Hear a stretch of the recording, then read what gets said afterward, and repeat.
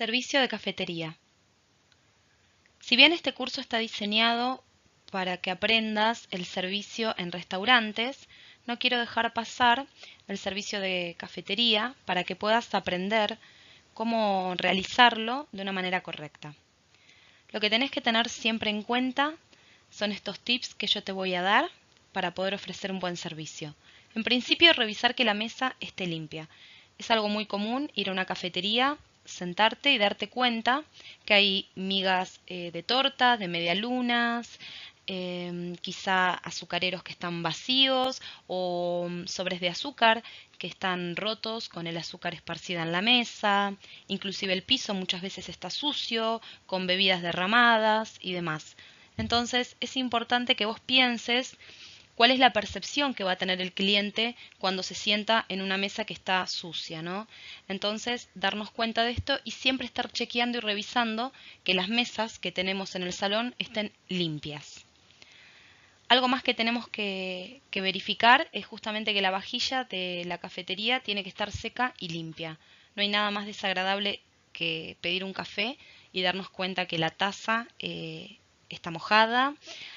Inclusive muchas veces sucede con el rouge de las mujeres, que cuando toman café y quizá tienen un rouge color fuerte, rojo, rosa, quizá no fue bien lavada esa taza y queda ese rouge, también es muy desagradable.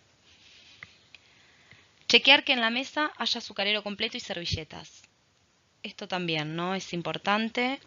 Pasa también, pedimos un café y cuando vamos a buscar edulcorante nos damos cuenta que solamente hay azúcar o viceversa. Vamos a buscar azúcar y nos damos cuenta que hay solamente edulcorante o nos damos cuenta también que tenemos una o dos servilletas y cuando necesitamos más ya no hay más o que inclusive el servilletero está vacío. Al recibir el café en la barra, revisar que las tazas no queden manchadas con café. Muchas veces la persona que prepara, el mozo de barra o el barista que prepara el café, en el apuro o cuando hay mucha gente, sucede que quedan las líneas de café marcadas en la taza. Debería esta persona limpiarlas antes de darnos el pedido. Si esto no es así porque está muy apurado, tiene mucho trabajo, nosotros tomarnos ese trabajo de limpiar esa taza y que no quede con esas manchas de café. Elegir un tamaño y una cuchara acorde a la taza. ¿Esto qué significa? Nosotros en cafetería tenemos diferentes tamaños de taza de acuerdo al tipo de café que piden muchas veces. Quizás un café especial como un calipso, ¿sí? Se sirve en las tazas que son más bien de capuchino, ¿sí? O de submarino. Entonces yo no puedo poner con esa taza, ¿sí? Que es bastante grande, una cuchara que es para un café chiquito, ¿sí? Porque ahí sucede esto de mancharnos los dedos, ¿no? Con el café, porque es muy pequeña la cuchara. Y lo mismo con las tazas y con los platos, ¿no? Entonces, tener cuidado y elegir la que es correcta, ¿no? Servir el café siempre con un vaso de agua o soda fría, un petit four, uno por persona, aunque el cliente haya pedido un acompañamiento, tortas, medialunas o cualquier otro acompañamiento.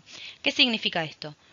Cuando nosotros pagamos un café, no pagamos solamente por el café, sino que también lo que tiene que venir incluido es justamente un vaso de agua o de soda, ¿sí? Que tiene que ser fría. No hay nada más desagradable que tomar un café y cuando queremos tomar esa agua que nos traen, que esté natural, ¿sí? O darnos cuenta que era soda que está vieja, que ya no tiene prácticamente gas.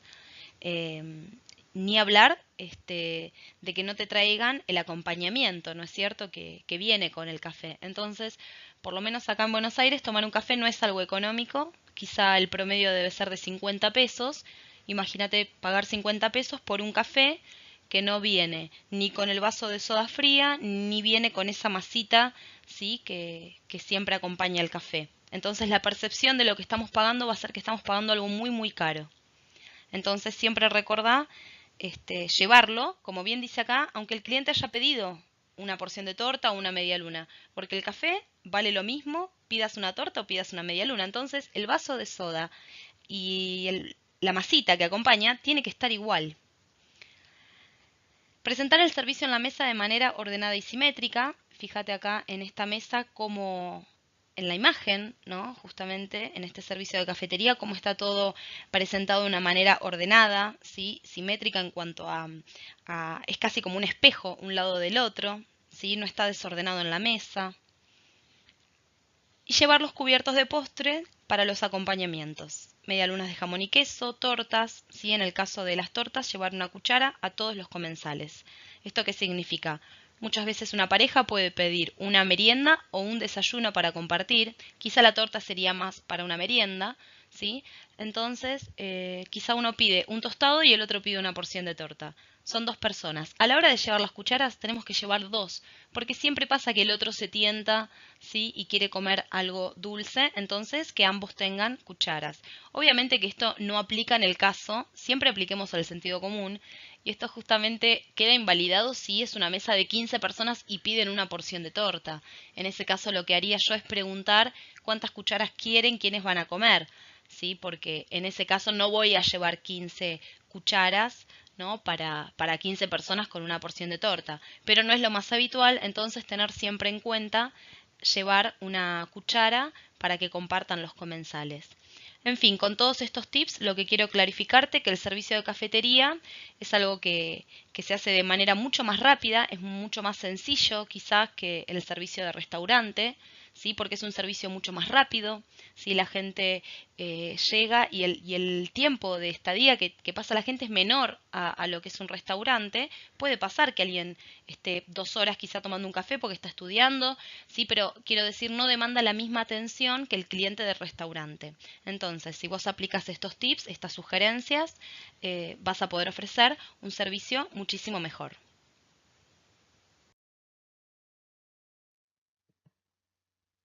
Puntos de la carne vacuna. En la primera imagen vemos una pieza de carne que tiene un punto de cocción muy jugoso. Si introducimos un termómetro en su centro, vamos a encontrar que tiene una temperatura de entre 40 y 45 grados. Esta carne está sellada en su exterior, pero su interior está roja, está completamente cruda. En la segunda imagen vemos una pieza de carne que tiene un punto de cocción jugoso. Si introducimos un termómetro, su temperatura corazón, es decir, en su centro, veremos que hay una temperatura de entre 50 y 55 grados. Esta pieza de carne está sellada por fuera, tiene su interior rosado, pero su centro rojo. En la tercera imagen, vemos una pieza de carne con un punto de cocción a punto. Su temperatura corazón tiene entre 58 y 62 grados. Esta pieza de carne es rosada en su interior y en su centro. En la cuarta imagen vemos una pieza de carne con un punto de cocción cocido. Esta pieza de carne está completamente cocida, tiene una temperatura corazón de entre 68 y 70 grados y es gris en su interior. Es muy importante que aprendas estos 4 puntos para piezas de carne vacuna. No es necesario que sepas cuál es la temperatura corazón, pero sí es importante que sepas cómo se llaman y cuáles son los colores que tienen estas piezas de carne en su interior y en su centro. Cuando atendemos clientes en gastronomía que nos piden, nos solicitan piezas de carne, es muy importante que nosotros como camareros les preguntemos cuál es el punto de cocción que prefieren para el corte de carne que han pedido. Es común también que haya clientes que no sepan o no estén seguros cuál es el punto de cocción que quieren. Te voy a dar un ejemplo de cómo darte cuenta de ello. Puede ser que una persona te diga: quiero un corte de carne que esté a punto, pero que esté jugoso, pero que no esté muy cocido, pero que tampoco esté rojo. Entonces, claro, vos decís, bueno, a ver, acá me marcaste prácticamente 3 puntos de carne y no me queda claro cuál es el punto de carne de cocción que vos estás queriendo para la pieza de carne. Nosotros como camareros que asesoramos al cliente, que asistimos al cliente, no vamos a decirle, no entiendo el punto de la carne o el punto de cocción que vos estás queriendo. Sí vamos a decirle, bien, perfecto. ¿Vos querés entonces la carne a punto? ¿Te gusta el interior rosado? ¿El interior y el centro de la carne de color rosado? Sí, a mí me gusta de ese color. Perfecto.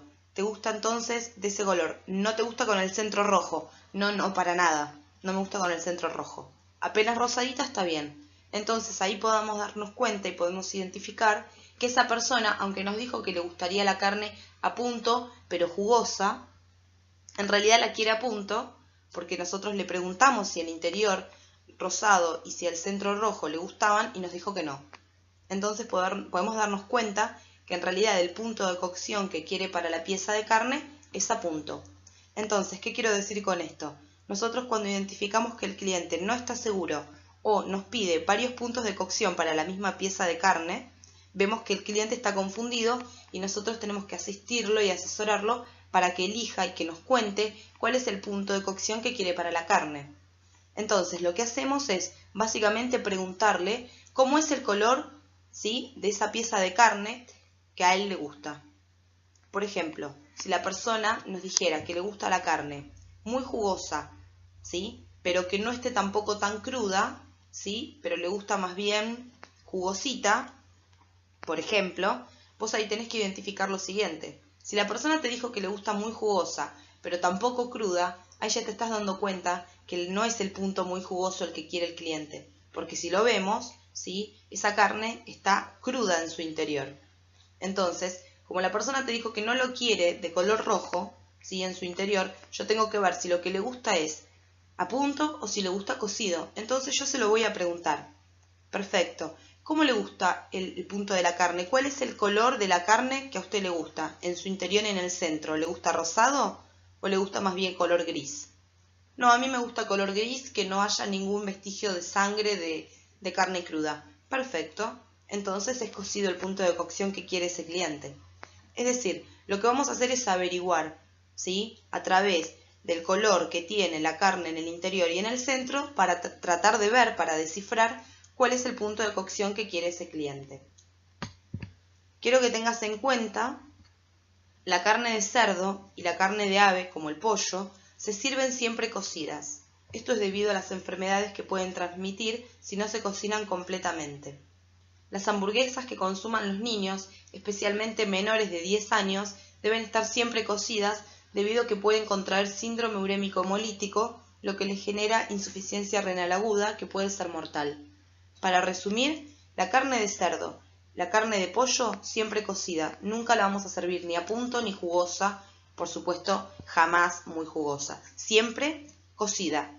Esto no significa que tiene que ser una carne de pollo o de cerdo súper pasada y como una suela de zapato, pero sí tiene que estar cocida. Y las hamburguesas, sobre todo las que coman los chicos, siempre súper, completamente cocidas.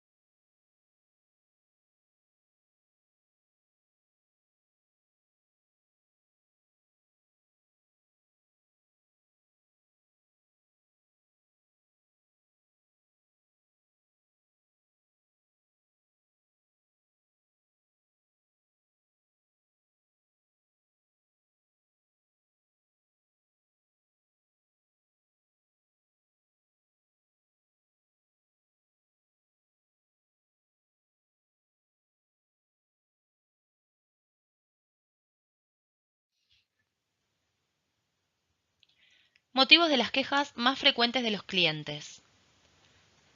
La primera queja tiene que ver con la mala atención del mozo, con un camarero que no es atento, que no es servicial, que no es empático, que no es simpático, ¿sí? Que no nos brinda un buen servicio. Muchas veces inclusive peor todavía con que es maleducado. Otro motivo tiene que ver con el servicio lento, con las demoras excesivas. Acá hablo de un servicio que se da todo de manera como en cámara lenta, ¿no?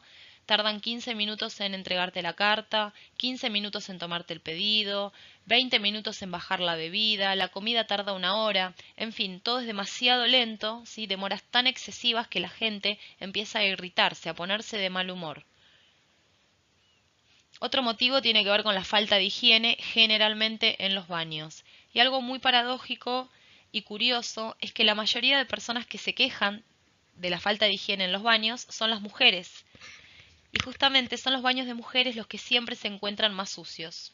Un dato muy curioso. Quienes más se quejan son las que más se ensucian los baños. Otro motivo de queja tiene que ver con los alimentos y las bebidas. Acá los clientes pueden quejarse de la temperatura, de la cantidad, del sabor y de la calidad.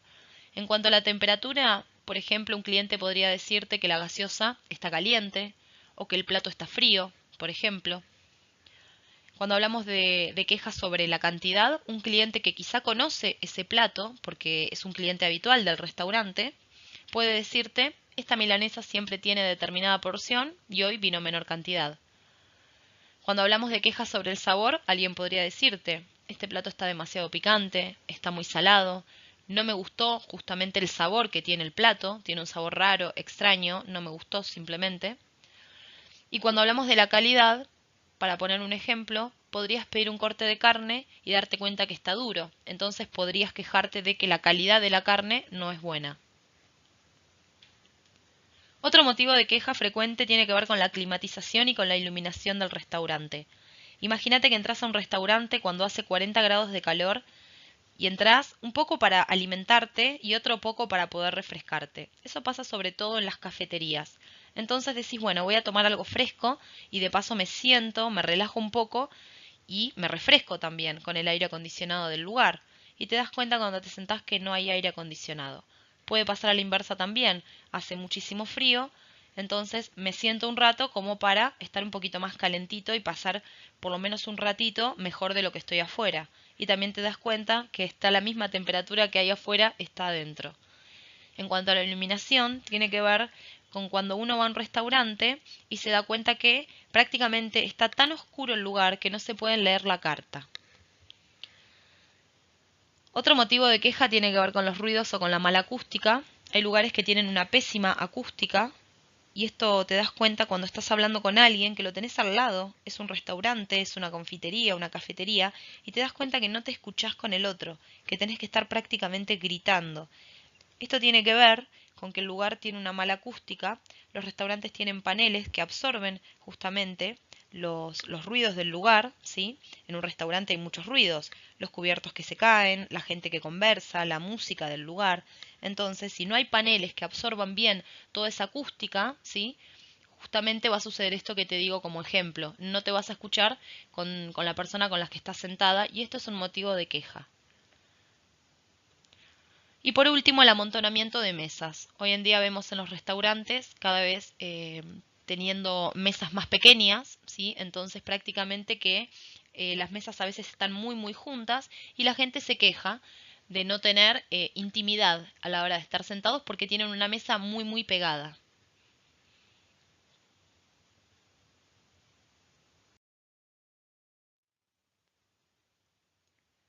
Habiendo visto los motivos más frecuentes de las quejas de los clientes, te quiero contar que las quejas son un mecanismo para poder aprender y para poder mejorar.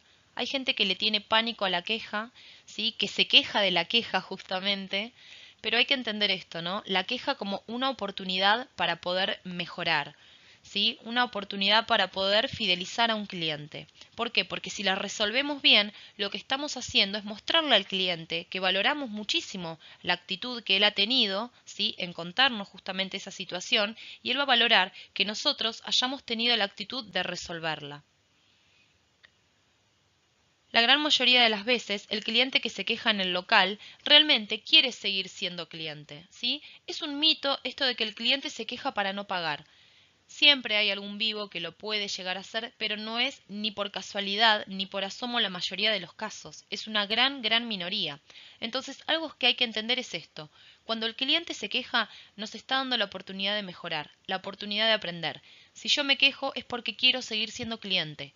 ¿Qué sucede cuando no me quejo en el restaurante y me quejo afuera? Es porque ya no me interesa seguir siendo cliente. Y para poder vengarme, lo que yo hago justamente es contárselo a otras personas, ¿sí? Y entonces de esa manera y a través de las redes sociales hoy en día amplifico muchísimo más mi queja. Si una queja se repite, es muy importante poder conocer la causa raíz del problema que ocasiona esa queja.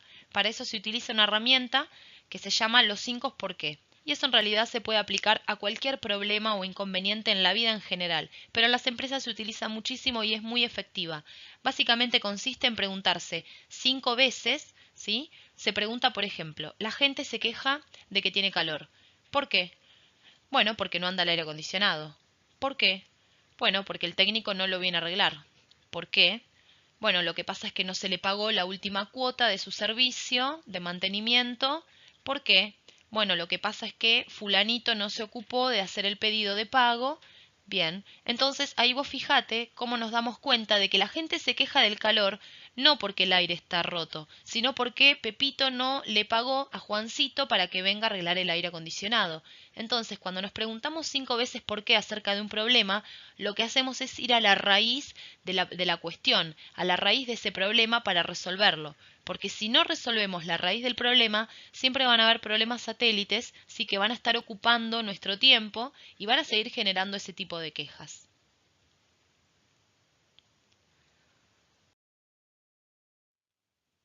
Te voy a dar algunos tips y algunos consejos y herramientas para que puedas aprender a gestionar exitosamente una queja. Si un cliente realiza una queja, no lo interrumpas. Déjalo que descargue su tensión emocional, porque si lo interrumpís, se va a poner peor la situación. Imagínate esto, ponerlo al revés y acá vuelvo a preguntarte, ¿no? Como cliente, ¿qué se siente? Ponerlo al revés. Vas a un local de ropa, compraste una remera, cuando llegaste a tu casa te diste cuenta que la remera está rota, tiene un agujero, que no lo viste porque la remera no se te ocurrió probártela. Cuando vas a reclamar a la vendedora, vas al local y le decís, discúlpame, la remera que llevé tal día tiene un agujero, está rota, necesito que me hagan el cambio. Y la persona, en vez de facilitarte el trámite, te empieza a decir, no hacemos cambios de tal día a tal día, tendrías que venir en otro horario, te mira con mala cara, te interrumpe y te dice, ay, bueno, pero la remera no estaba así cuando te la llevaste porque yo la vi y yo te la vendí y no tenía el agujero, prácticamente como que te está haciendo responsable a vos del agujero de la remera. ¿Cómo te sentirías vos? ¿Aliviado? ¿Te sentirías conforme como cómo están llevando esa queja adelante? Para nada, te vas a sentir mucho más enojado, ¿sí? Que como fuiste con el agujero de la remera. Ahora vas a estar peor todavía, porque no solamente que la remera está rota, sino que estás sintiendo que prácticamente te están haciendo responsable y te están culpando a vos por esa remera que está en mal estado. Otra cuestión es no subestimar la queja del cliente. No lo ignores tampoco. Y no hagas chistes al respecto. Hay gente que cuando uno se queja, la persona se lo toma como a modo de broma. ¿Sí? Eso tampoco está bueno, eso no está bien. Y no subestimar la queja, ¿no?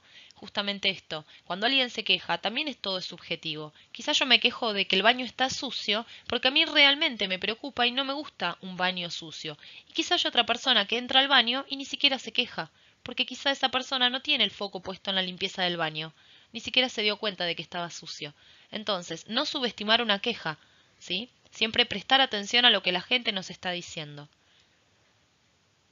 Otro tema importante es hacerse cargo.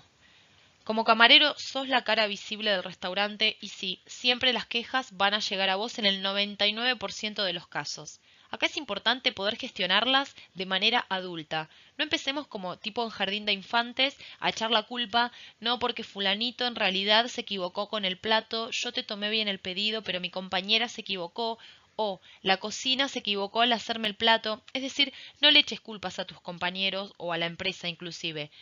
Primero que es poco serio, ¿sí? Porque vos puertas adentro, ahí sí podés resolver realmente la cuestión y decir, mira, me surgió esta queja por responsabilidad tuya o por responsabilidad tuya.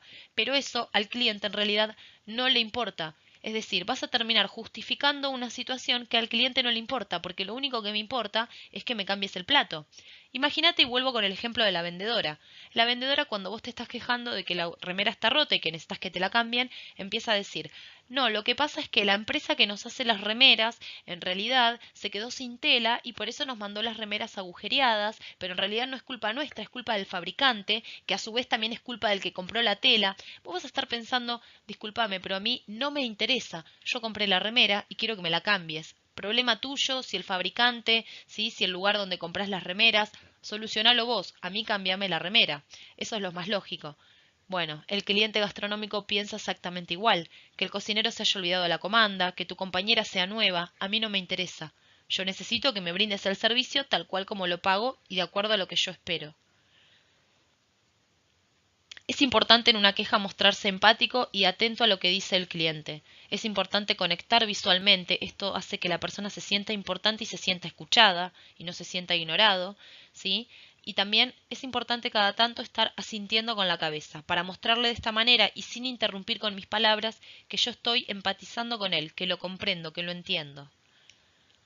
Otro tema importante es que cuando el cliente haya terminado el descargo, ahí tenemos que pedir disculpas, ¿sí? No antes. Déjalo que esa persona se explaye, que nos cuente lo que les pasó, que nos cuente qué es lo que le molestó, qué es lo que no le gustó. Una vez que la persona termina con su parte, termina con su queja, con su descargo, lo primero que tenemos que hacer es pedir disculpas, decirle que vos lo lamentás, ¿sí? Y que comprendés lo que él te está diciendo. Esto hace que la persona se sienta comprendida justamente y se quede mucho más tranquilo. Y hay que resolver la situación cuanto antes y de manera personalizada. Si vos no tenés muy en claro qué es lo que quiere el cliente, lo que tenés que hacer es averiguarlo. Y para averiguarlo lo que hay que hacer es preguntarle qué solución lo va a dejar más tranquilo y satisfecho. Generalmente uno es capaz, si es empático, de darse cuenta. Si un cliente te dice la comida está fría, no hay que ser muy empático como para darte cuenta que lo que necesita es que retires el plato y que lo mandes a calentar. Pero si hay algún tipo de queja mucho más profunda en la cual vos no te estás dando cuenta qué es lo que quiere puntualmente el cliente para solucionar esa cuestión, preguntáselo. Y agradecerle por haberte comunicado la situación y decirle que no va a volver a ocurrir. Sí, esto es muy importante. Te agradezco que me hayas dicho esto. Prometemos trabajar en esto para que no vuelva a suceder. Siempre ser agradecido porque el cliente nos está dando esta oportunidad de mejora.